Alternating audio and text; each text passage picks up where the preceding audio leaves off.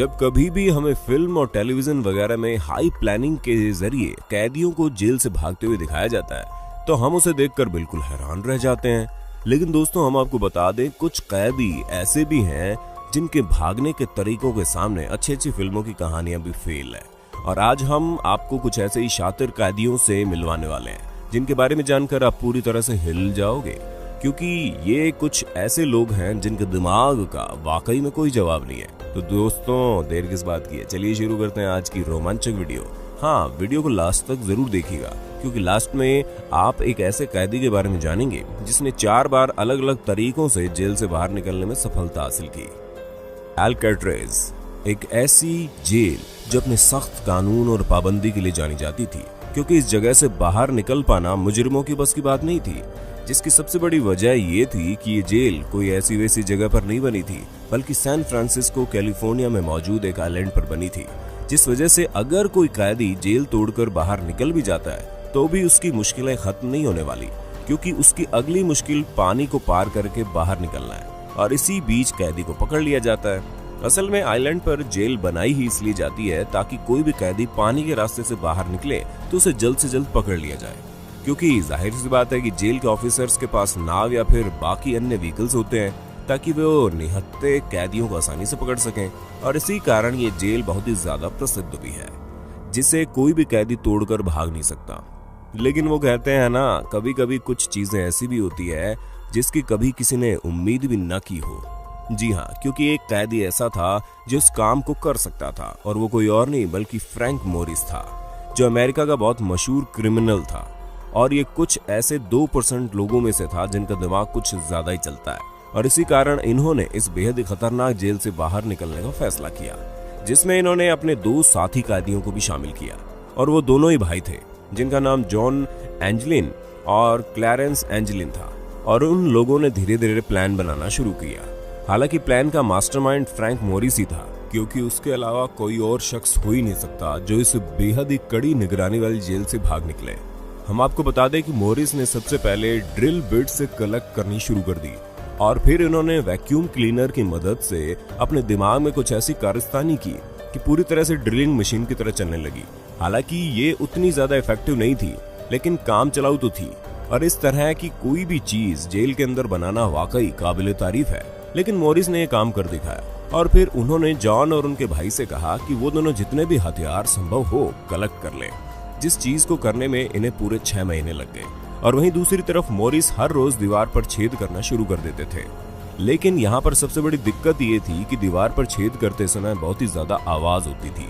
जिस चीज से बचने के लिए उन्होंने छेद करने का ऐसा समय चुना जिस वक्त जेल में मौजूद सभी लोग दूसरे कामों में व्यस्त होते हैं। और अंत आते आते उन्होंने दीवार में छेद करना शुरू कर दिया।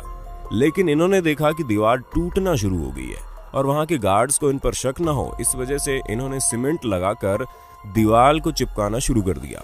और एक समय आया कि सीमेंट पूरी तरह से चिपक चुकी थी, और फिर उन लोगों ने यह फैसला किया कि वो आज ही इस जगह से बाहर निकलेंगे। जिसके बाद इन्होंने उस चिपकी हुई दीवार को वापस से तोड़ना शुरू किया, और तोड़ने के बाद फ्रैंक मोरिस की मदद से ये लोग आइलैंड के बाहर निकल भी गए। लेकिन अभी तक इस बात का पता नहीं चला कि ये तीनों जेल से भागने के बाद आखिर गए तो गए कहां, क्योंकि बहुत से लोगों का मानना है कि उन्होंने जॉन और उनके भाई को भेस बदल के दूसरी जगह पर रहते हुए देखा है। लेकिन अगर वो लोग जिंदा है तो फ्रैंक मोरिस कहां है? ये सवाल सभी के मन में लगातार आ रहा है।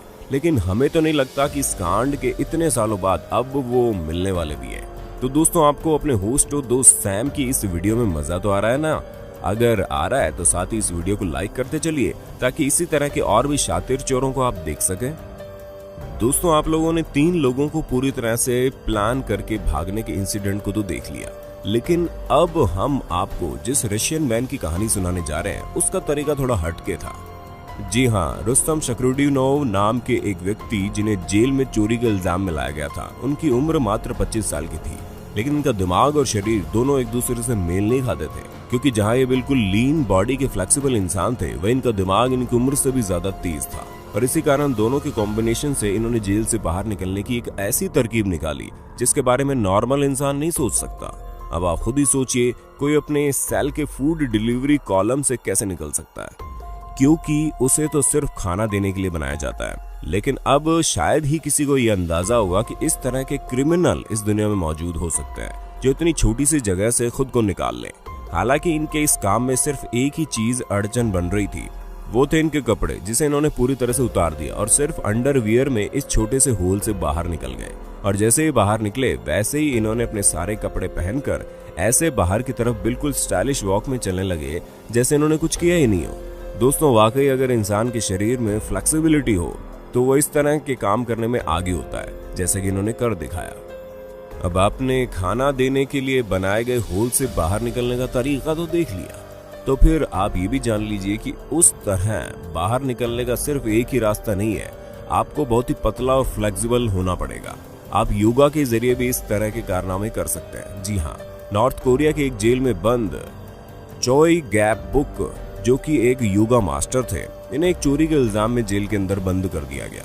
लेकिन ये अपने काम में इतने ज्यादा माहिर थे कि ये भी खाना देने वाले स्क्वायर होल से बाहर निकलने में सफल हो गए, जिसकी सबसे बड़ी वजह दो चीज थी। पहली बात तो इन्होंने अपने शरीर में खूब सारा तेल लगा लिया था ताकि ये उस होल से निकल सके, और पहले से ही इन्हें योगा के जरिए शरीर को मोड़ लेने की टेक्निक पता थी। और इन दोनों ही चीजों ने एक साथ काम किया, जिसके बाद ये जेल से भाग निकले। लेकिन वहां से भागने के 6 दिन बाद इन्हें वापस पकड़ भी लिया गया। पर दोस्तों, कुछ भी कहिए, इन्होंने जेल से भागने का तरीका बड़ा ही अच्छा आजमाया था। अगर आप वेब सीरीज के फैन हैं तब तो आपको चापो के बारे में पता ही होगा, क्योंकि इस क्रिमिनल के ऊपर वेब सीरीज भी बनाई जा चुकी है, जिसकी सबसे बड़ी वजह इनका जेल से भागने का तरीका है। अब जैसे कि आप जुलाई 2015 की ही बात ले लो, क्योंकि जब मैक्सिको की एक जेल में ये बंद थे तब हर रोज बाथरूम में काफी समय लगाते थे, जहाँ ये गाना भी गाते थे। लेकिन जाहिर सी बात है कि ये गाना गाने के लिए तो बाथरूम में इतना समय नहीं लगाते होंगे, पर किसी ने इस बात पर ध्यान नहीं दिया। और एक दिन जब इन्हें बाथरूम में काफी समय लग रहा था तो उसके बाद जेल के कर्मचारियों ने बाथरूम में जाकर ये देखा तो ये आखिर गए कहाँ। लेकिन चापो उस जगह पर नहीं थे। हाँ, वहां पर एक सुरंग जरूर मौजूद थी जो 33 फीट गहरी थी, और जब सुरंग से होकर जाया जाएगा तो वो डायरेक्ट आपको एक टनल पर ले जाएगी, जिस टनल के बाद का रास्ता खुला हुआ है। और इसी रास्ते से चापो भाग निकला, जिसके बाद उनका नामो निशान नहीं मिला। और तो और ये पहली बार नहीं था जब इन्होंने इस तरह के जेल से भागने की कोशिश की है। ये कई बार ऐसे कारनामे कर चुके हैं और इसी वजह से काफी फेमस भी हो गए। अब आप जानिए एक ऐसे शातिर कैदी के बारे में जिसे शायद ही कभी कोई पकड़ भी पाएगा, क्योंकि ये हर बार जेल से भागने में कामयाब हुए हैं। इस तेज दिमाग कैदी का नाम योशे शिरातोरी है, जो जापान में रहता था। हम आपको बता दें, सबसे पहले इन्हें मर्डर और रॉबरी के केस में ओमोरी जेल में लाया गया, जहां से बहुत आसानी से ताला तोड़कर भाग निकले। अब तो आप समझ ही गए होंगे कि इन्होंने फिल्मों में दिखाए जाने वाले टेक्निक से ही ताला तोड़ा होगा, और ये सब इनके लिए कोई बड़ी बात नहीं है।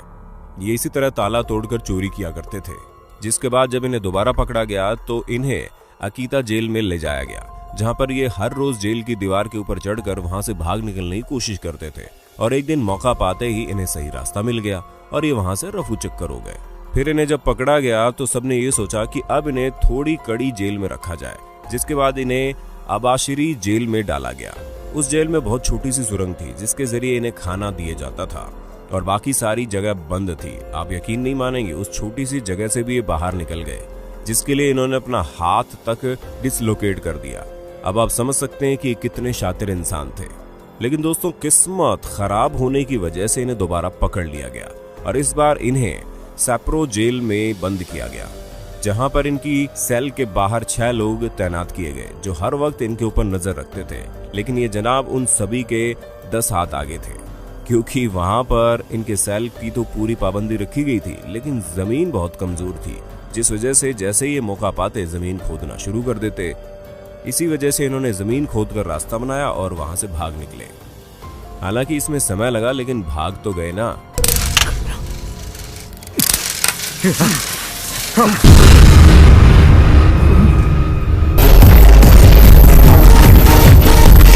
अब दोस्तों, आप हमें कमेंट करके बताना मत भूलिएगा कि आपको जेल से भागने का सबसे बेहतरीन तरीका किसका लगा। और ऐसे इंटरेस्टिंग वीडियो लगातार देखने के लिए हमारे चैनल को लाइक, शेयर, सब्सक्राइब जरूर कर देना। धन्यवाद।